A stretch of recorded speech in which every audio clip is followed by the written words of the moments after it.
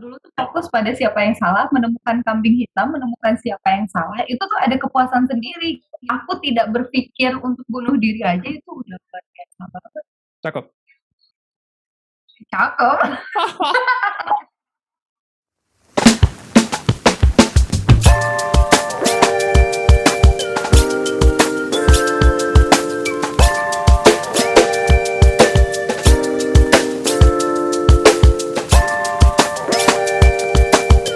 Halo, welcome back to podcast Feuda. Kali ini kita kembali ngobrol sama Aci Asria Swarna. Nah, kemarin itu ceritanya kita udah rekam 3 episode, terus ini MacBook-nya bermasalah, akhirnya semua data hilang, dan akhirnya tag ulang bareng Aci, untungnya Aci mau gitu. Oke, halo Aci. Buat podcast udah long time no see ya. Iya, udah lama ya. Udah terakhir ketemu kapan? 2017 ya? Kayaknya sebelum aku wisuda, Aci sudah tahun? karena 2017 Desember. Karena kalau nggak salah pas aku wisuda aku udah di Jakarta di sini. Oh iya, udah lama juga. Ya, Ya, oh, congratulations. Aci sekarang hmm, udah CPNS jadi guru. aduh, nggak kerasa ya. Iya, dulunya masih bocah-bocah gitu kan pas ketemu. Bocah, padahal udah kuliah, sombongnya. Terus gimana Aci? Perasaan udah lulus CPNS. Em, Perasaannya gimana ya? Ya dibilang biasa aja ya sebenarnya aku biasa aja. Dibilang seneng ya seneng. Dibilang nggak seneng ya ada nggak senengnya. Sebenarnya nano-nano sih. Nano-nano dalam artian kan sebenarnya kalau untuk aku pribadi aku nggak mau ya kalau dibilang nggak mau ya aku pribadi nggak mau. Kenapa? Karena pertama jam kerjanya itu bukan aku banget gitu. Karena kan jam kerjanya apalagi kalau di sekolah sini kan masih belum kayak di kota besar yang masuknya tuh Senin sampai Jumat kan. Kalau di sini tuh masuknya masih Senin sampai Sabtu.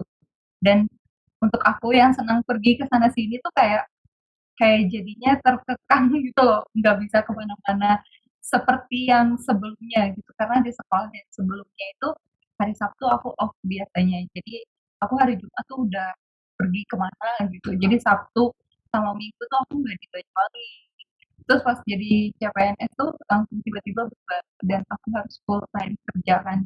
Itu sih aku yang paling nggak suka jam kerjanya dan pokoknya kalau jadi ASN kan pasti banyak aturan-aturan. Terus kami kan dipayungi sama undang-undang ya. Jadi apa yang kami lakukan, apa yang kami bicarakan dan lain sebagainya tuh ada payung undang-undangnya gitu. Jadi kayak mau melakukan segala sesuatu tuh masih kalau untuk aku ya yang masih belum terbiasa tuh kayak masih mikir-mikir, aduh nanti kena pasal gak ya gitu gitu. Masih kadang gitu gitu. Cuman kalau senengnya ya seneng karena akhirnya aku bisa mewujudkan apa yang mama impikan kepadaku. Karena kan mamaku tuh menempatkan satu impian ke aku gitu kan, artinya itu jadi PNS. Jadi ya seneng lah gitu bisa nyenengin mama. Itu sih. Kalau biasanya ya menurut aku biasa aja toh dalam bekerja juga sama aja seperti sebelumnya. Cuma ya perbedaannya waktu aja. Itu sih udah. Berarti bukan sepenuhnya nggak suka dong Aci. Karena nggak Iya. takut sama tekanan kan ya? Iya gitu dan aku, bukan tipikal orang yang senang ditekan Hmm, terlalu terlalu ini, dan aku juga bukan tipikal orang yang terlalu baku untuk masalah hal itu gitu. Jadi agak gimana gitu, sejauh ini ngerasa mulai aturan-aturan itu biasa. mulai bikin nggak nyaman. Mulai terasa. Iya, jadi sebelumnya pas awal-awal masuk kerja itu kan masih pandemi ya, jadi emang Hmm, nggak boleh kemana-mana gitu dan aku sendiri ya ya udah karena nggak boleh kemana-mana jadi aku nggak pergi-pergi juga waktu itu jadi belum terasa waktu itu pas sekarang kan kita udah intinya mobilitas itu udah diperbolehkan gitu. Walaupun secara terbatas tapi udah boleh ke sana sini tapi aku masih nggak bisa ke sana sini gitu kayak kalau misalnya pengen liburan gitu kan. Kayak kalau dulu tuh ada waktu misal libur tuh hari Jumat, Sabtu aku bisa nggak masuk kan. Jadi aku dari Kamis tuh udah bisa pergi. Jadi Jumat, Sabtu, Minggu aku bisa pergi entah itu cuma main, entah itu pulang ke Bandung, entah itu pulang ke Cianjur. Kalau sekarang kalau ada tanggal mepet kayak gitu biasanya dari dinas tuh suka udah ada surat turun duluan kalau ASN tuh nggak boleh pergi kemana mana kayak gitu. Jadi yang kerasanya baru akhir-akhir ini setelah udah bisa kemana-mana dan aku nggak bisa kemana-mana Aku baru gitu baru tahu sih. loh. Ternyata larangannya sebegitu ketat juga ya. Iya, dan kalau misalnya yang PNS udah punya jabatan kan PNS tuh ada jabatannya ya, ada Hmm, tingkat satu, tingkat dua gitu. Kalau misalnya dia melanggar itu bisa turun jabatan. ngeri, ngeri, ngeri. Bahkan iya iya, jadi kan ada recordnya tuh, udah jadi kalau misalnya kayak kita melewati tol atau misalnya lagi ada pemeriksaan, itu kan ada recordingnya ya, Hmm, kamu tuh siapa, terus dilihat dari KTP-nya juga. Itu kemarin pas waktu aku pelatihan, ada dari dinas kepegawaian itu yang bilang kalau apa sih banyak banget tahun 2021 ini PNS yang dikasih surat peringatan gara-gara itu gara-gara kayak misalnya ada libur mepet itu kan dari dinas nggak boleh pergi kemana-mana ini dia pergi terus jadinya dikasih SP gitu banyak banget yang kayak gitu jadi banyak banget ASN yang melanggar aturan gara-gara dia itu nggak boleh pergi kemana-mana itu jadi ada yang banyak yang turun jabatan. oh ya, kalau jadi ASN ini emang dari cita-cita Aci dari kecil atau gimana? Atau Aci Kalau punya cita-cita lain nggak selain yang sekarang ini posisinya? Sebenarnya aku punya cita-citanya dari dulu sampai sekarang tuh ini ya dinamis cita-cita aku tuh berbeda-beda. Jadi sebenarnya waktu dulu waktu kecil tuh aku pengen jadi guru emang waktu SD itu pengen gitu. Karena seneng aja gitu ngelihat guru aku kalau ngajarin anak-anak. Jadi aku kayak wah enaknya gitu ketemu sama anak-anak. Terus gitu pas waktu SMP terus enggak deh pas waktu SD tingkat akhir itu aku waktu itu sempet dibeliin handphone sama papaku. Terus handphone zaman dulu kan bisa dengerin radio ya. Hmm, Jadi dulu tuh aku sempet pengen jadi penyiar karena sering dengerin radio waktu itu. Kalau sekarang kan kita udah sering dengerin musik. Kalau dulu kan mau dengerin musik tuh pakai radio gitu dan itu tuh seneng banget aku dengerin radio tuh. Jadi pengen banget nih jadi penyiar gitu. Dari itu pengen jadi penyiar. Terus habis itu pas SMP itu aku ketemu sama guru PKN aku yang dia tuh gimana ya pembawaan ngajarnya tuh menyenangkan sekali dan aku jadi senang dengan apa sih dengan hukum, dengan undang-undang dan serba-serbinya dengan sejarah Indonesia dan lain sebagainya pokoknya yang berurusan dengan PKN. Terus dari situ aku pengen jadi pengacara waktu itu nggak asik. tahu ada angin apa pokoknya aku pengen jadi pengacara waktu itu sampai pas mau masuk ke SMA mama bilang kamu masuk ke SMK aja soalnya kan waktu itu pertimbangannya SMK itu lulus bisa langsung kerja waktu itu kan terus kuliah juga bisa kerja juga bisa gitu dibanding SMA waktu itu terus sebetulnya dulu aku nggak mau masuk SMK karena aku pengen jadi pengacara itu kan aku sudah merencanakan ini aku ini kan orangnya perencana ya udah Hmm, jadi aku udah merencanakan lulus SMP, terus masuk SMA, ambil PS, nanti aku kuliah ambil platform, terus nanti aku lanjutin ke lawyer gitu kan. Gitu. Terus tapi mama nggak mau, mama bilangnya ke SMK aja. Terus tapi akunya itu tuh nggak mau. Akhirnya setelah perdebatan, akhirnya mama bilang kalau kamu mau masuk SMA terserah. Akhirnya aku mau masuk SMA tuh. Aku masuk SMA, itu aku masih pengen jadi pengacara.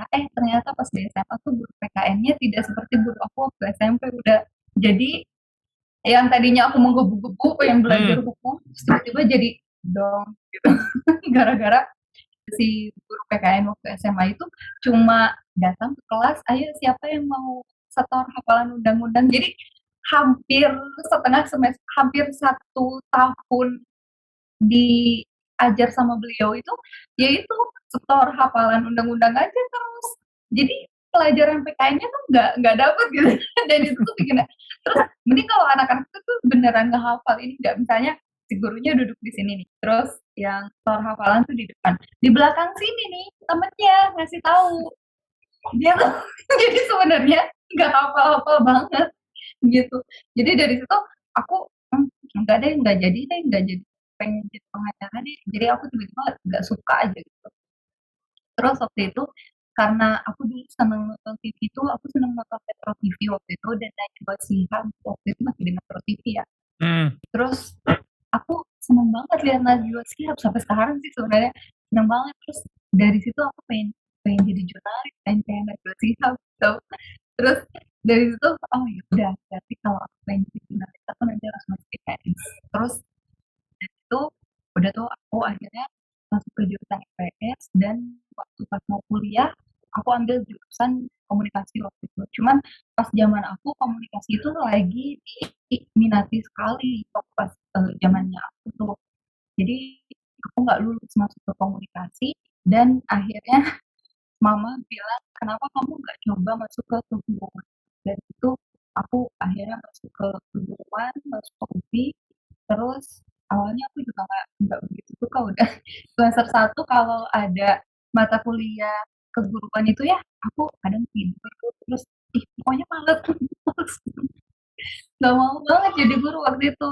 Cuman karena udah kuliahnya di situ, terus waktu itu aku mulai pengen jadi guru itu ketika PPL. Jadi waktu itu Hmm. ada PPL, terus karena aku udah langsung in touch sama anak-anak, ketemu sama anak-anak dan beneran kayak aku tuh mempraktikkan diri aku menjadi seorang guru. Nah, disitulah aku kayak ih enak ya jadi guru ternyata. Terus kayak ada rasa apa ya, rasa kangen aja gitu sama anak-anak. Jadi kalau misalnya aku hari ini ngajar kelas ini, gitu. Terus ketemu sama, Bu, ayo masuk kelas ini aja, Bu, kosong kelasnya, kayak gitu. Tuh kayak, aduh, aku merasa dibutuhkan sama anak saya, disukai sama anak-anak. Dari situ kayak kangen terus sama anak-anak, kayak pengen ketemu terus sama anak-anak. Nah, dari situlah mulai tumbuh aku pengen jadi guru. Sampai akhirnya ya udah, sekarang aku jadi, kalau mau jadi ASN sih sebenarnya kayak bonus aja sih, kalau dibilang bonus ya bonus aja gitu. Karena kan sebenarnya kalau jadi guru tuh goal akhirnya ya jadi PNS ya. Kalau kalau sekarang tuh jadi P3K. Pokoknya goalnya guru tuh jadi itu. Cuman ya kalau misalnya cita-cita ya aku pengen jadi gurunya aja gitu. Kalau ASN-nya sih sebenarnya nggak pengen-pengen banget. Cuman ya mama menempatkan cita-cita itu karena mama pengennya aku jadi guru terus nanti jadi PNS gitu. Terus ya mungkin doa orang tua tuh lebih lebih mujarab ya. Jadi waktu pas aku tes CPNS aja, itu aku sebenarnya waktu tes itu kayak mau nggak mau sih kayak ya udah aku ikut tes karena mau aku aja gitu. Dan kalau misalnya ditanya aku belajar gak? Enggak.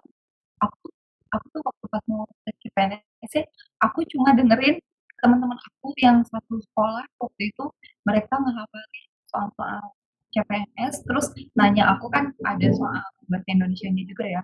Jadi kalau misalnya kata ini tuh harusnya disatuin apa dipisah kan ada soal yang kayak gitu ya.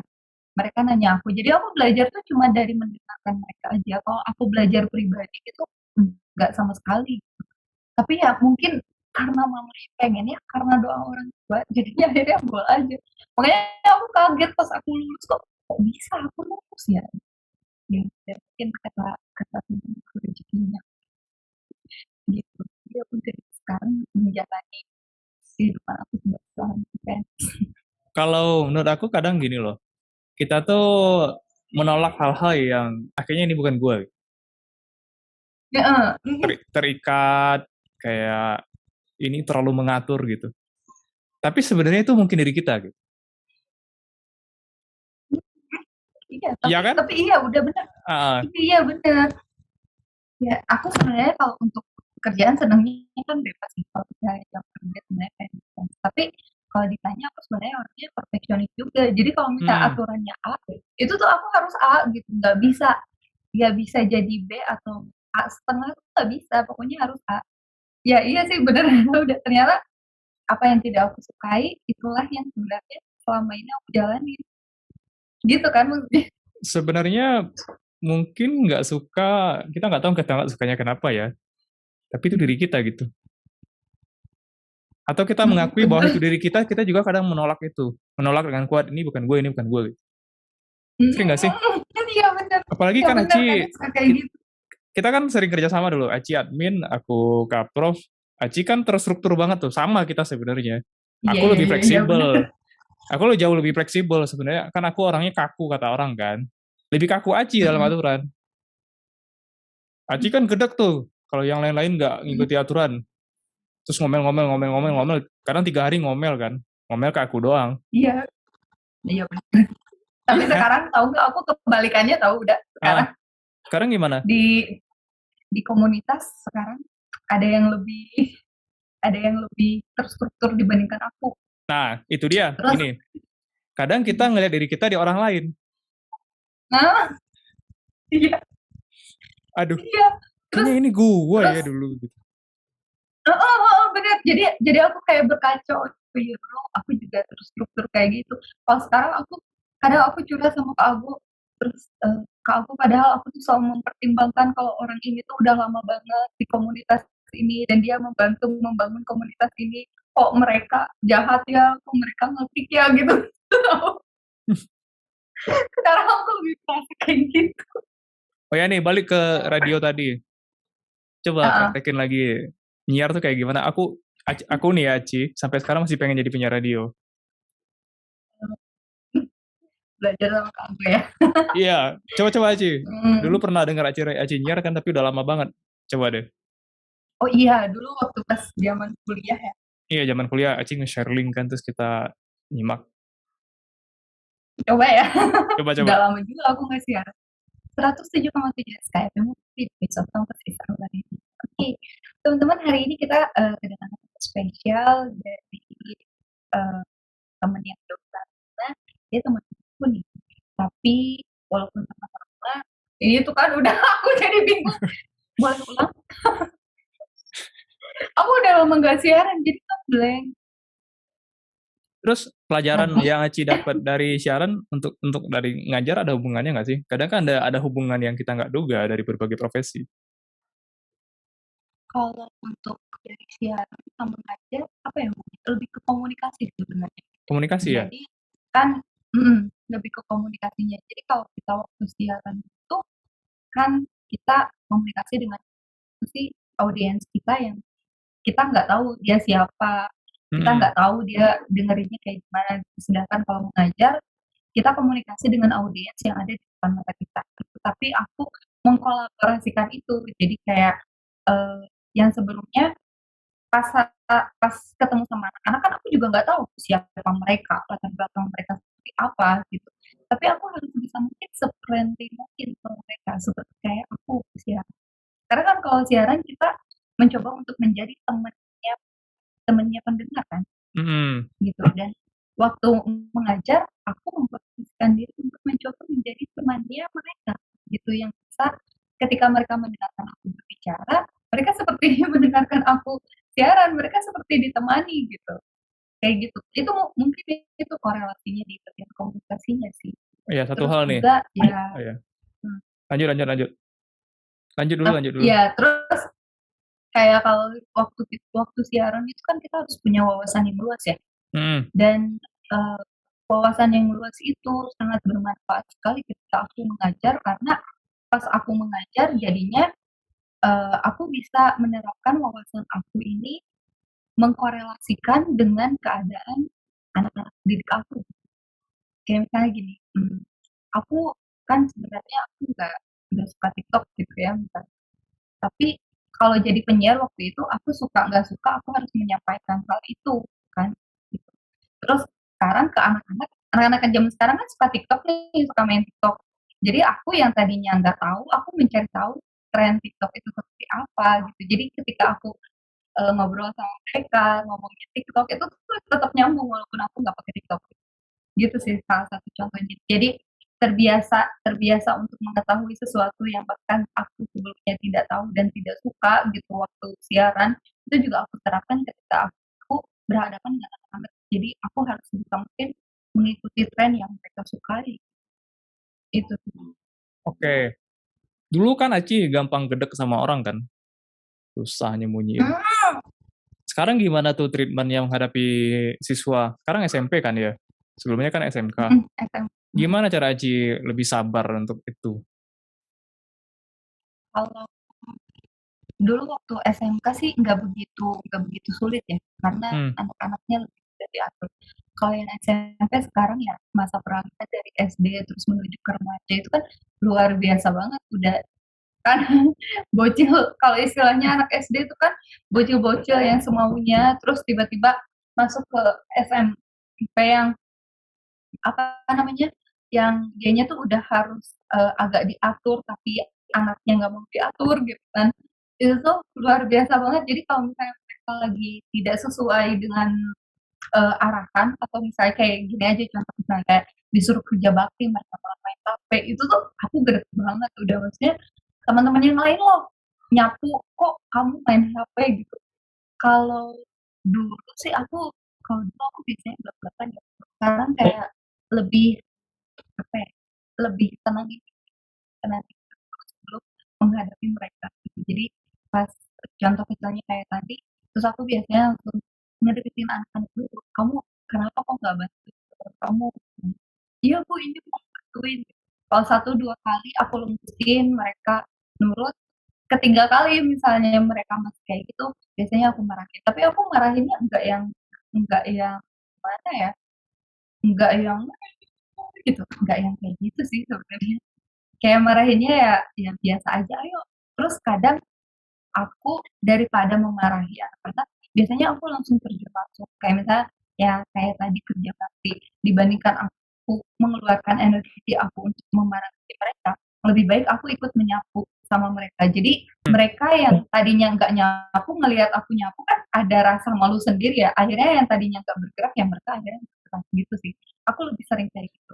Terus kalau misalnya lagi belajar, aku lagi nerangin sesuatu terus mereka ngobrol, biasanya kalau dulu aku suka marah ya, "Kalian tuh gimana sih nggak ngedengerin ibu ngomong?"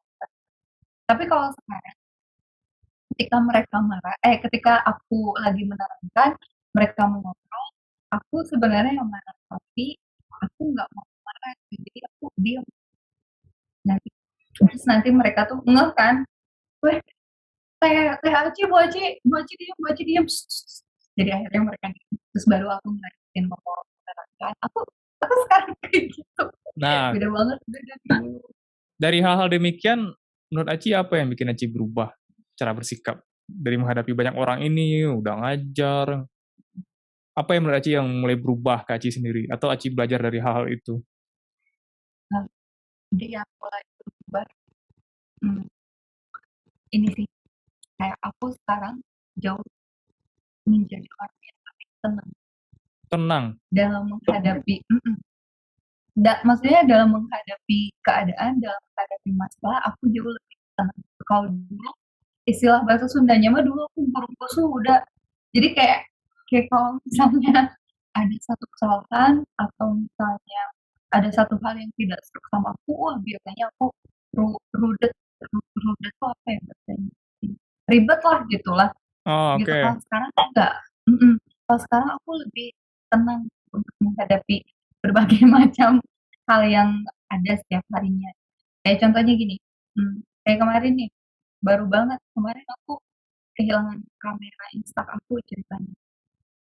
Kalau dulu aku kehilangan barang itu langsung gulung gusu, langsung nangis, kadang suka langsung marah-marah sama orang gitu, karena terbawa emosi itu. Kalau sekarang aku lebih kayak tenang, aku harus menyelesaikan ini satu-satu. Jadi kayak kemarin aku kehilangan kamera, oh aku harus telepon ke tel aku nelpon ke tel oh aku harus tanyakan ke travel, oh aku tanyakan ke travel gitu. Jadi sekarang justru dengan ketenangan itu aku bisa menyelesaikan berbagai masalah dibandingkan dulu. Kalau dulu pengen menyelesaikan semuanya secara cepat gitu, tapi Dan ternyata panik. tidak terselesaikan gitu. Terlalu panik kan gitu. Kalau sekarang Dan lebih menyalahkan. mhm mhm. Dulu tuh aku ya benar udah jadi diingetin. Dulu itu sebenarnya aku, tipikal orang yang sering menyalahkan orang lain. Kalau tidak menyalahkan orang lain, ya aku menyalahkan diri sendiri. Pokoknya ketika aku mendapatkan masalah, aku itu pasti mencari, "Ini siapa yang salah ya?" Kayak contoh kecilnya Hmm, kemarin aku kehilangan kamera, aku kalau kalau aku yang dulu, aku pasti akan mencari, "Ini siapa yang salah ya? Ini aku yang salah naruh, ini travel yang salah nyari, ini supir bis yang salah membersihkan tempat, ini salah teman-temanku yang aku titipin, atau ini salah aku sendiri yang membawa kamera," gitu. Kalau dulu tuh aku pasti akan berpikir seperti itu. Kalau sekarang ketika aku kehilangan barang itu, aku tidak menyalahkan masalah, aku tidak menyalahkan siapa-siapa, aku tidak mencari kesalahan, tapi aku lebih ke menerima masalah yang ada, gitu. Jadi aku lebih belajar untuk menerima sesuatu dulu. Aci tuh Setelah aku ngomong menerima, aku ke udah kayak ini praktisi stoik.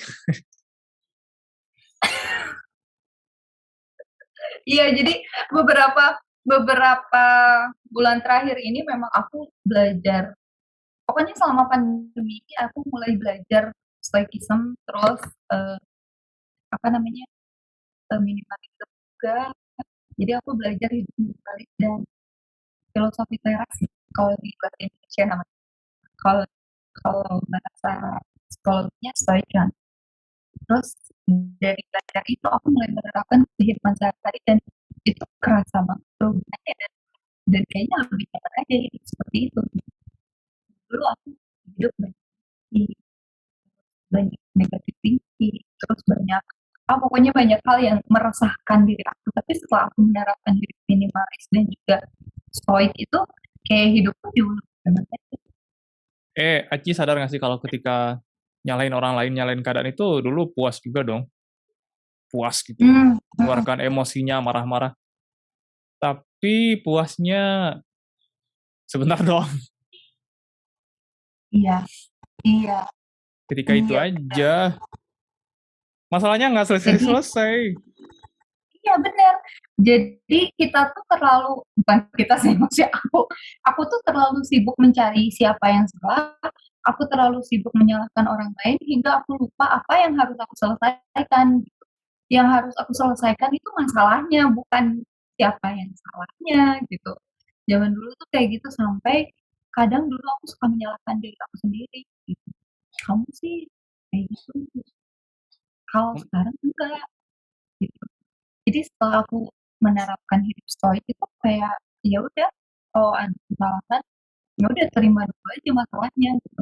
Setelah kita menerima masalahnya kita akan lebih mudah untuk menyelesaikan masalahnya karena kita akan sibuk fokus pada masalahnya bukan fokus pada siapa yang salah. Kalau dulu tuh fokus pada siapa yang salah, menemukan kambing hitam, menemukan siapa yang salah, itu tuh ada kepuasan sendiri gitu kayak merasa merasa ada pembela aja gitu. Jadi kalau misalnya aku salah, kalau misalnya ada sebuah kesalahan, aku mencari siapa yang salah, misalnya oh ternyata pacar aku yang salah misalnya.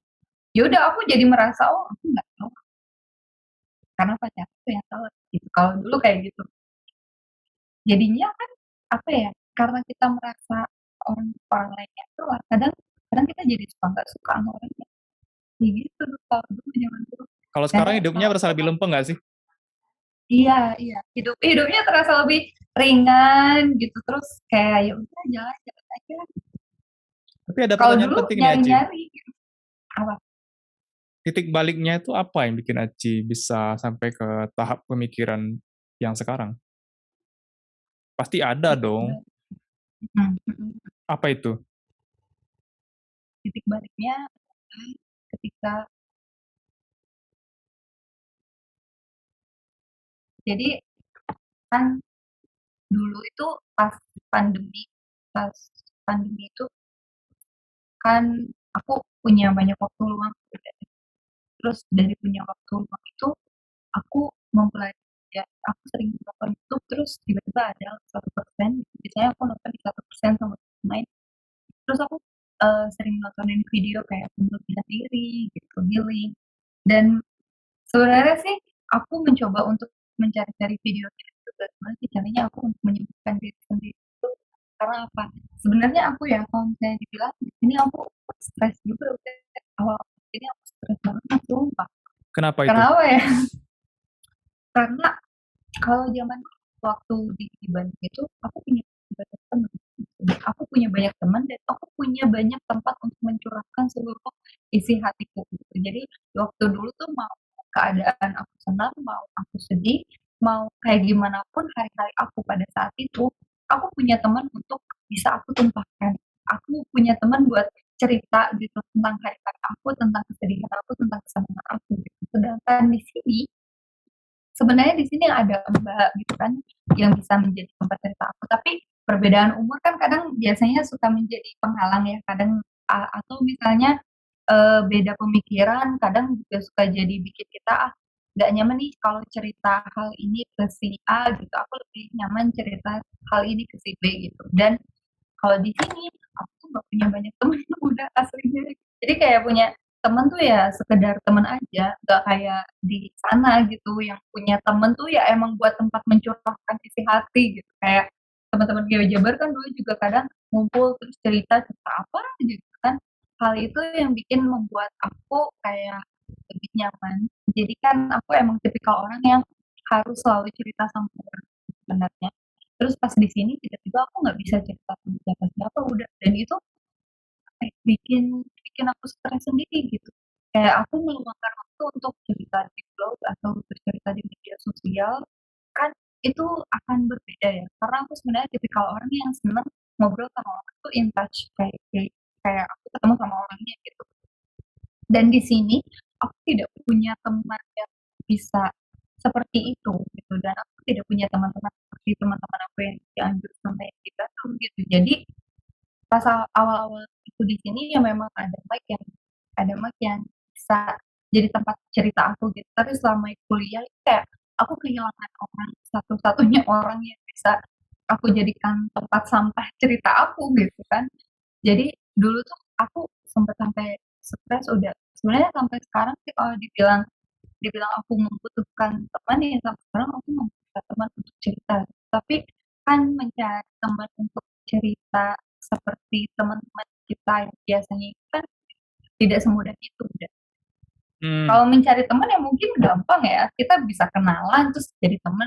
Tapi untuk mencari teman yang bisa menjadi tempat cerita kita itu kan tidak segampang itu. Gitu. Dan di sini sampai sekarang aku belum menemukannya. Nah, kan aku jarang cerita nih sama orang. Jadi biasanya aku selalu Problemnya apa, aku Aci? Trust issue? Trust issue iya, atau apa? iya, iya sebenarnya iya mungkin salah satunya itu juga sih kayak trust itu sama orang karena kadang gini, kadang misalnya kita cerita sama orang, terus orangnya kadang suka gini gak sih, kamu mah segitu doang katanya, aku loh lebih daripada itu misalnya kayak gitu. Atau misalnya iya, kamu kamu sakit hati ya digituin, sebenarnya aku juga dulu pernah loh sakit hati kayak gitu. Jadi malah balik dia yang cerita ke aku gitu, padahal kan aku yang butuh cerita sama dia gitu kan. Jadi dari hal-hal kayak gitu membuat aku, ih kok nggak kayak teman aku ya gitu, kayak gitu. Kok kok nggak seperti yang aku harapkan gitu. Terus jadi daripada aku merasa tidak di tidak dihargai untuk bercerita, daripada aku merasa malah semakin down. Karena kan kadang kalau misalnya kita udah mau ceritaan, ternyata dia bilang, aku loh lebih lebih susah daripada kamu. Oh, aku Jadi, berkata itu kan jadi membuat lomba-lomba aku makin down. siapa yang Lomba paling sedih-sedihan. Iya siapa yang paling sedih, siapa yang paling menderita gitu. Jadi dari situ kayak aku, ya udahlah daripada daripada kayak gitu mending aku nggak bisa cerita aja sama orang. Jadi aku pendam ternyata hal itu tidak baik untuk aku sebenarnya kan. atau Terus nggak nyaman karena dijudge juga? iya, iya, iya itu salah satunya kan kayak kamu tuh kalau kamu tuh segitu doang udah nangis, segitu doang kamu udah stres. Aku loh gitu. Itu kan kayak aku merasa bahwa dicap, wah aku kayaknya kurang bersyukur, wah aku kayaknya gini doang udah lemah. Itu kan jadi bikin aku malah semakin ngedown. Jadi malah ujungnya kadang aku suka menyalahkan diri aku sendiri gitu. Dan hubungan seperti itu kan tidak sehat gitu. Jadi daripada aku ya menelan hal-hal itu mending aku baca aja gitu. Jadi waktu dulu tuh itu. Terus karena ya itu akhirnya aku sampai pada di titik kayak kayak misalnya kayak cerita aku tuh tertimbun banyak, feeling aku tuh tertimbun banyak dan tidak aku keluarkan sampai akhirnya aku merasa ada di satu titik di mana aku kayak hidup enggak aku tak mau gitu. Gimana Kayak ceritanya udah tuh, Aci? Berat kalau itu kayaknya. iya, jadi kayak, ya itu tadi, aku jarang cerita sama orang, dipendem gitu, terus kayak aku menguatkan seakan-akan aku menguatkan diri aku sendiri, padahal sebenarnya aku juga tidak kuat gitu. Sampai pada di titik kayak, aku tuh capek udah, jiwa jiwa aku tuh capek gitu.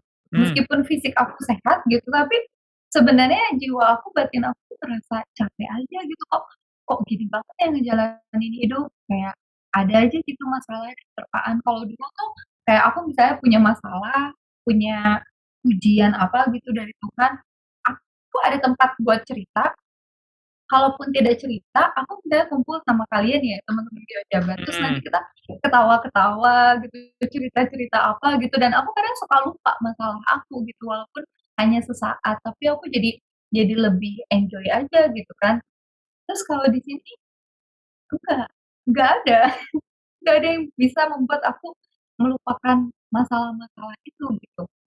Walaupun ada, tapi tidak seperti teman-teman di sana gitu, dan pada saat itu aku sampai merasakan, wah capek banget aku hidup, sampai kayak aku hidup tuh capek, nggak mau, tapi mati juga aku nggak mau, belum siap buat mati gitu, kayak aku masih banyak dosa, aku masih banyak bla blanya dan nggak bisa gitu. Terus ya udah, sampai pada di titik itu, terus akhirnya aku mencari gimana caranya aku bisa mengobati diriku sendiri. Treatmentnya Terus apa, Ci, akhirnya buat healing? jadi tuh aku biasanya lihat-lihat di YouTube itu cara cara healing, biasa browsing gitu gimana caranya aku buat healing, terus akhirnya aku mempelajari yoga, terus dari yoga itu aku mempelajari filosofi-filosofi hidup ya, kayak stoicism, minimalism gitu. Dan treatment-treatment itu yang membuat aku lebih tenang. Itu sih Kak. Treatment yang aku jalani sekarang itu sih. Gitu. Pas di momen-momen itu berat dong, Aci. Semuanya numpuk, kayak dibendung gitu. Pernah nggak kayak seakan-akan pengen meledak terus pada titik yang bener-bener muak, bener-bener capek? Pernah nggak nyampe pada titik itu? Ya Kak. Aku ya itu sampai pada titik kayak aku sampai sampai ngomong sama orang tuh kayak aku masih hidup aja itu syukur banget. Maksudnya aku tidak berpikir untuk bunuh diri aja itu udah luar biasa banget. Kayak aku udah bisa bertahan segini aja itu luar biasa. Tapi kadang kadang orang lihatnya kayak aku oh ya aku paling sebel kalau aku udah cerita tentang keadaan aku gitu, terus mereka nyampe sama aku. Itu tuh maksudnya aku kadang suka kesannya gini, ya aku tahu gitu, aku punya agama gitu kan, tapi ada masa-masanya aku pengen juga bercerita sama orang-orang terdekat aku gitu sih. Terus pada saat di titik itu juga aku kayak mendekatkan diri aja sama Tuhan, mendekatkan diri sama Tuhannya itu dalam artian aku lebih banyak membangun relasi sama Tuhan, membangun relasi itu komunikasi dengan Tuhanku. Jadi kayak kalau misalnya di sholat itu bukan cuma sekedar sholat gitu, tapi kayak aku berkomunikasi sama Tuhan aku gitu sih. Itu salah satu treatment aku selain eksternal yoga dan lain sebagainya. Terus ya udah itu salah satu, aku lebih mendekatkan diri sama Tuhan, aku membangun relasi gitu. Hmm, Jadi bukan cuman hubungan karena aku harus menjalankan ritual ibadah A, B, C, enggak. Tapi karena aku melakukan ibadah itu, karena aku pengen dekat sama Tuhan gitu. Karena aku pengen pengen Tuhan ini loh aku datang, ini loh aku dengan segala beban aku datang, aku pengen lebih ditenangkan gitu sih. Belakangan ini aku lihat Aci juga di media sosial concern tentang isu kesehatan mental dan terakhir itu kekerasan seksual ya, isu-isu tentang perempuan. Apa keresahan Aci itu? Iya. Aku menyadari bahwa aku itu apa ya apa ya aku mau bilang feminis ya, aku bukan aktivis feminis juga, tapi nggak dibilang feminis ya, aku tertarik dengan dunia feminis. Beberapa tahun terakhir ini kan banyak sekali kekerasan seksual, entah itu dari catcalling lah dan sebagainya. Itu tuh bikin bikin aku resah gitu. Karena sebagai seorang perempuan aku juga merasakan hal itu gitu. Terus kayak perempuan ini kan sebenarnya mereka ingin bebas, tapi banyak banget aturan yang melekat pada perempuan. Entah itu aturan dari agama maupun dari ada TV ada banyak banget kalau aturan-aturan yang tepat pada perempuan dan bahkan membuat si perempuan itu juga untuk bergerak. Dan satu hal lagi yang bikin aku apa ya sangat mencintai perempuan itu karena aku merasakan bahwa seringkali perempuan itu sering banget disalahkan. Sebenarnya aku mulai menyadari hal-hal itu ketika aku balik lagi ke belakang. Aku dulu pernah sempat punya hubungan, jadi aku sempat pacaran, terus pada saat pacaran itu mau mau aku yang salah atau si laki-lakinya yang salah, itu pasti aku yang salah dan aku yang salah. Waktu itu aku juga sempat pernah di apa ya sering banget berantem terus aku ya ditampar lah sama dia dan sebagainya. Kalau zaman dulu aku merasa bahwa itu tuh ya udah pengalaman aja, tapi sekarang setelah apa sih banyak banget orang yang meng menggaungkan tentang kekerasan seksual, aku jadi merasa oh ternyata aku kenapa aku sampai interest ke situ, ternyata ya mungkin aku terbentuknya karena aku pernah merasakan hal itu. Kalau yang aku tangkap tadi itu kayak pandangan ini loh, patriarki konservatif garis keras. Aku Ya, ulangi ya, patriarki iya, konservatif garis keras lagi. iya, kayak sebenarnya aku juga sempat apa sih kayak aku pernah mengikuti satu buah seminar kalau nggak salah. Terus seminar tentang kebahasaan. Terus si pematerinya tuh sebenarnya pematerinya cowok, tapi dia ngomong gini katanya. Pernah nggak kalian ngerasa bahwa sebenarnya bahasa itu juga membentuk sebuah patriarki gitu? Kayak kalau di buku SD biasanya itu tuh digambarkan bahwa ibu memasak, ayah itu membaca koran, anak-anak itu bermain. Jadi pada pada cerita itu, pada cerita itu diutarakan bahwa perempuan itu yang memasak, kemudian masakannya itu untuk anak-anaknya, untuk suaminya. Sedangkan suaminya membaca koran, memperluas wawasannya, dan anak-anaknya bermain.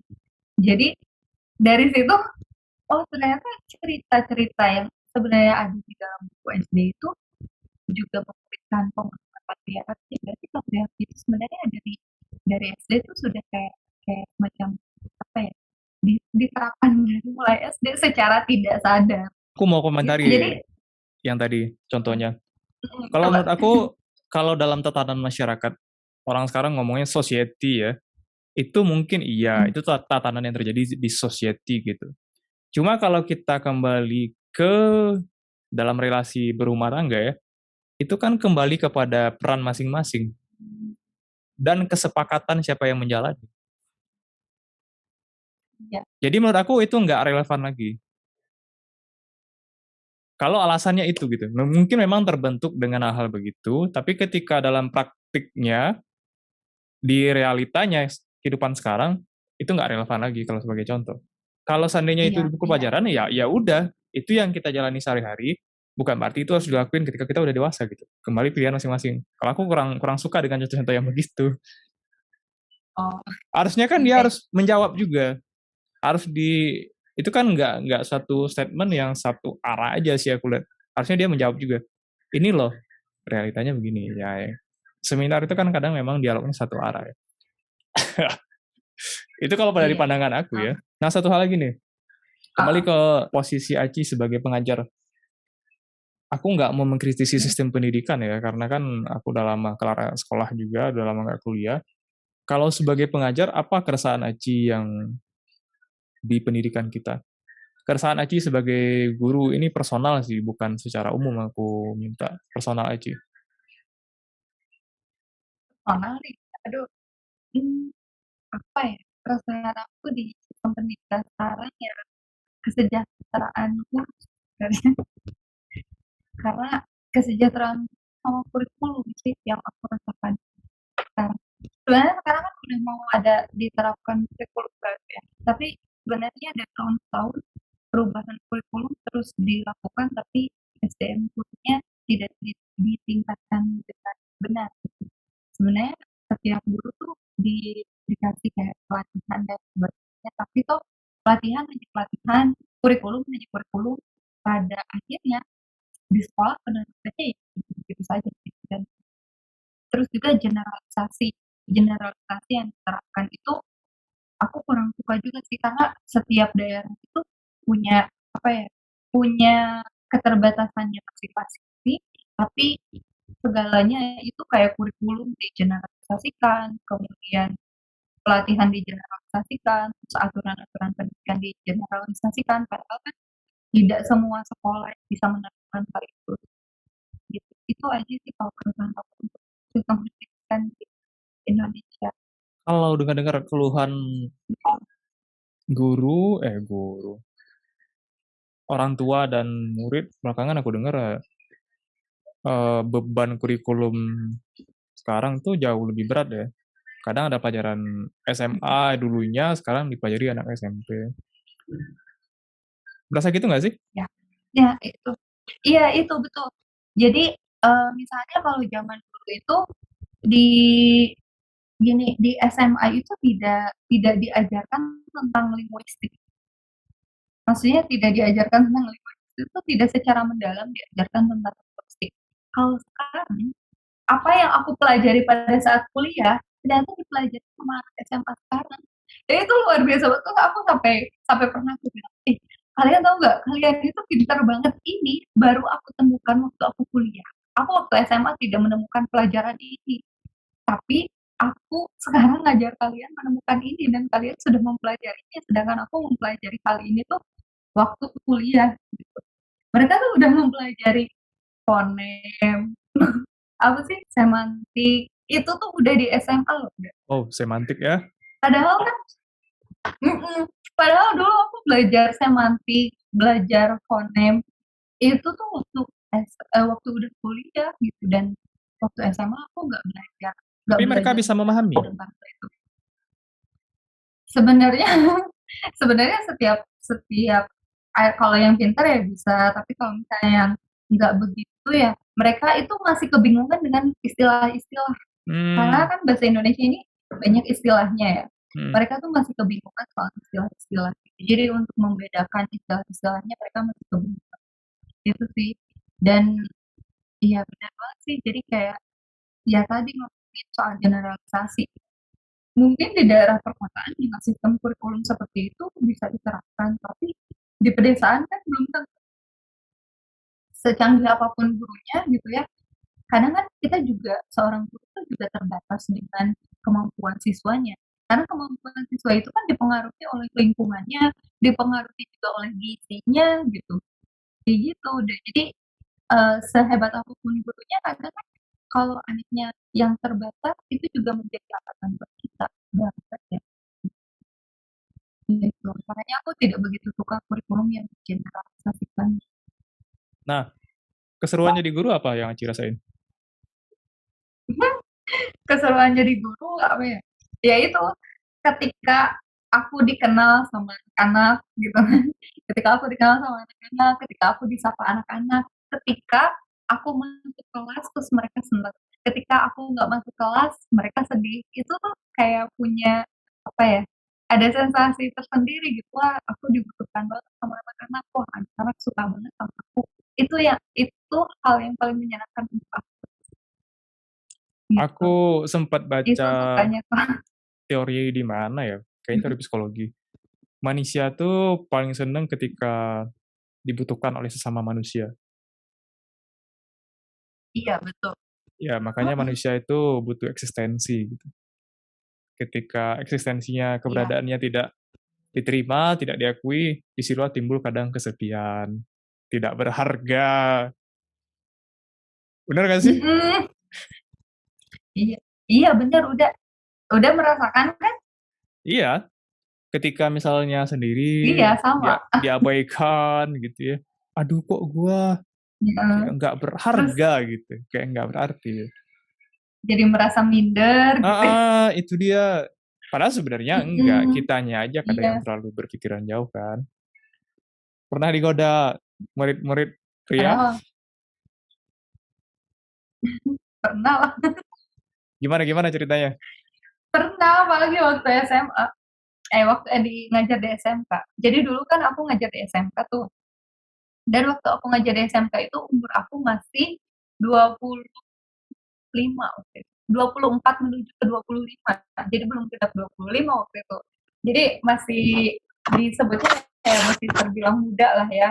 Jadi gap umur aku sama mereka juga nggak begitu jauh gitu. Terus ya sering banget diceng-cengin sama anak-anak. Terus yang paling aku inget tuh ada satu siswa, dia tuh nge-DM aku, dia sering banget nge-DM aku, terus nanyain aku lagi apa, ibu sibuk gak, katanya, ibu ayo kita malam mingguan yuk, katanya, bu ada film baru nih, ayo nonton, kayak gitu.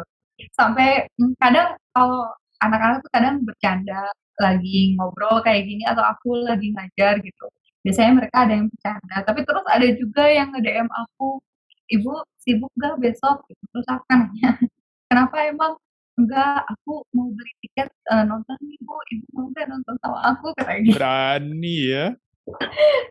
Berani mereka. Iya, terus tapi kan iya berani banget, terus kan aku ini ya, terus aku bilang enggak besok saya ada acara juga, sebenarnya nggak ada sih, nggak ada acara apa-apa, cuman kayak membatasi aja kan, nggak mungkin dong aku sama murid aku terus mungkin namanya nonton film bareng kan, kayaknya kurang juga gitu. Terus biasanya aku suka menghindar sendiri sih. Tapi sering banget ada beberapa anak yang kayak gitu. Cakep. Cakep,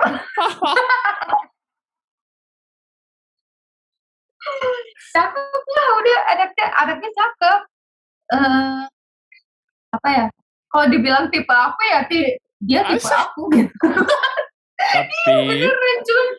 Tapi masalahnya umurnya terlalu jauh, terlalu berbeda dan posisinya statusnya kan aku guru, dia murid gitu.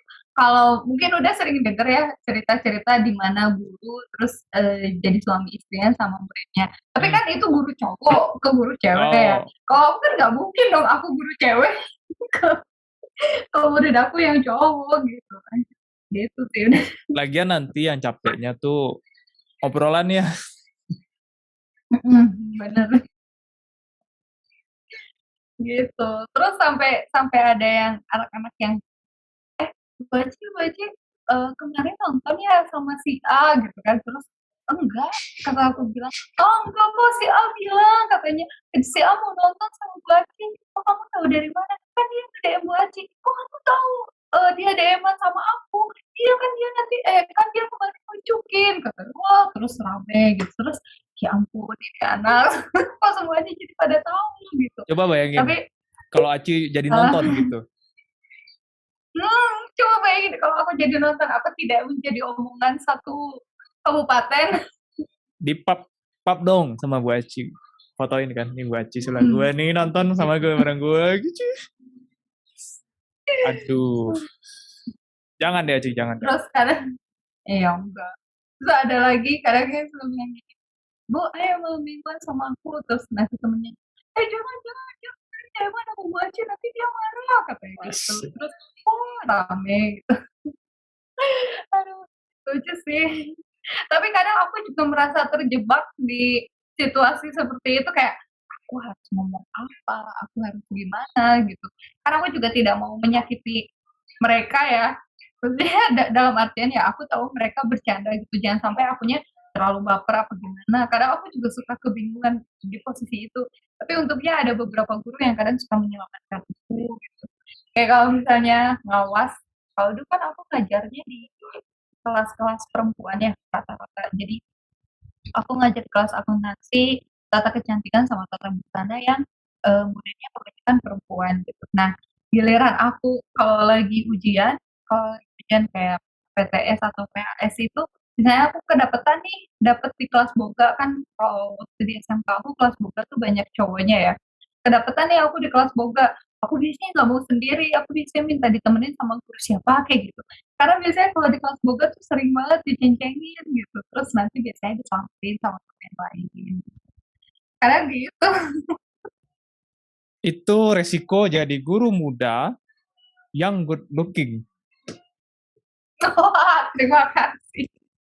Aduh, terus mungkin mereka penasaran juga kali ya, karena kan aku berbeda suku sama mereka. Apa yang membuat Aci dulunya pertama kali kenal Sari dengan dandanan sekarang ini Aku lihat sepintas tadi mirip-mirip Lana Del Rey gitu kan stylenya. Oh. Kalau di Instagram tuh aku ngeliatin kayak Korean style sama gaya fashion 80-an. Dan tonnya aku lihat juga ton-ton 80-an. Apa yang akhirnya membuat Aci berubah dengan drastis gitu? Ya sebenarnya dulu gak sharing-sharing banget juga. Oke, aku berada pada satu satu titik di mana uh, aku merasa sudah dewasa dan aku sudah merasa bisa menentukan apa yang aku mau, apa yang aku inginkan, dan apa yang sebelumnya aku pengen tapi tidak tercapai pada waktu itu, dan aku ingin mencapainya ketika aku sudah dewasa. Aku merasa sekarang aku sudah dewasa, aku sudah bisa menentukan apa yang aku mau gitu. Dan aku sudah merasa menjadi sosok yang independen dibandingkan sebelumnya gitu. Jadi kalau sebelumnya itu kan sering banget tuh om aku uh, nanya, coba dong katanya, apa sih ditutup katanya gitu pokoknya, coba dong pakaiannya sopan sebagainya, sopan dalam dalam tanggapan mereka gitu kan ya. Cuma kalau dulu kan aku juga menjaga mama, kadang mama juga suka, ayo dong Ci, mama malu kayak gitu. Jadi ya udah, karena aku masih merasa sebagai seorang anak yang masih harus dibimbing pada saat itu. Dan setelah lulus kuliah, aku merasa kayak aku sudah bekerja, aku sudah bisa menentukan kemauan aku sudah bisa menentukan kehidupan aku seperti apa gitu. Jadi pada saat itu aku mulai berani untuk menjadi diri aku sendiri yang aku inginkan gitu. Dan sebenarnya dulu juga waktu kuliah enggak apa ya, maksudnya kadang aku juga keluar ya stylenya kayak gitu, cuman orang jarang ngeliat aja gitu. Dan kadang sembunyi-sembunyi juga. Cuman kalau sekarang kayak udah, ya udah aku menemukan diriku sendiri, aku maunya kayak gini.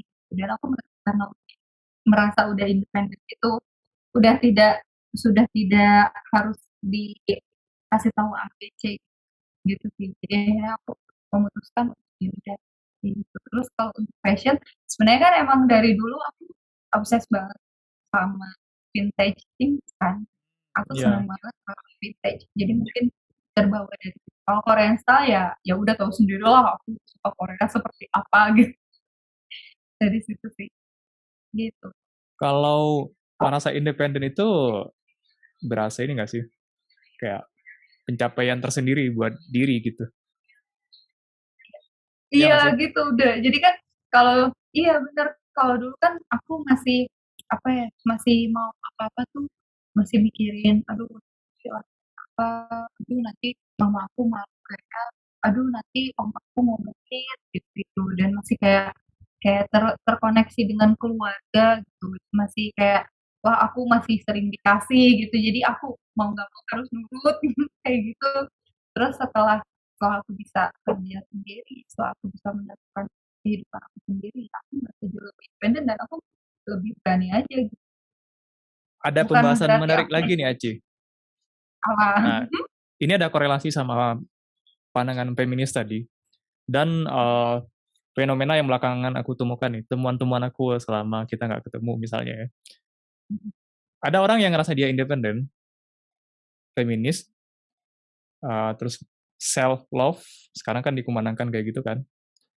Terus dia mulai berlaku semaunya dengan maunya dia gitu.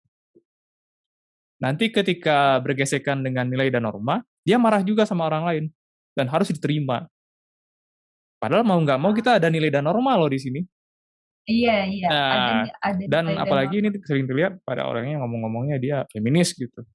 Gimana tuh pandangan Aci? Padahal Aci, aku lihat masih ada batasan. Tahu dengan aturan ASN dan agama juga Hmm. tadi gitu. Gimana pandangan Aci tuh?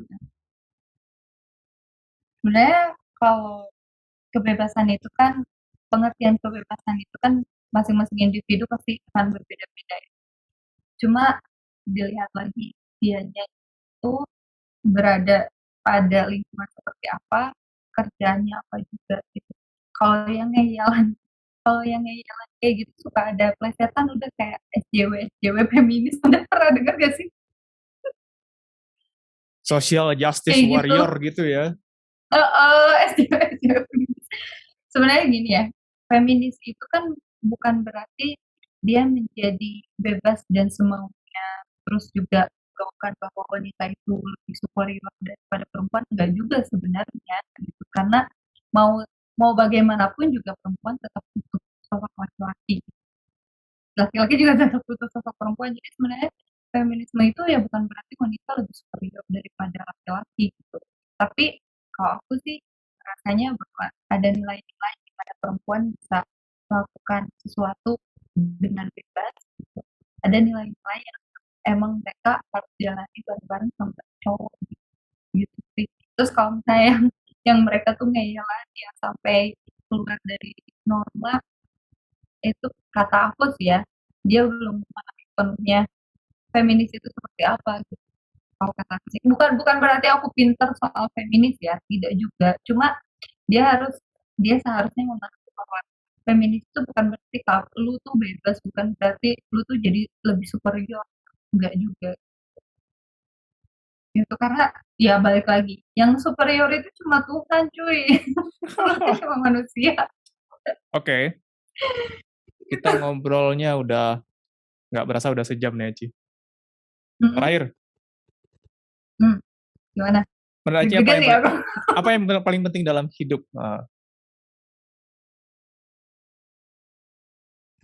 Apa yang paling penting dalam hidup aku? Ya diri aku sendiri lah udah.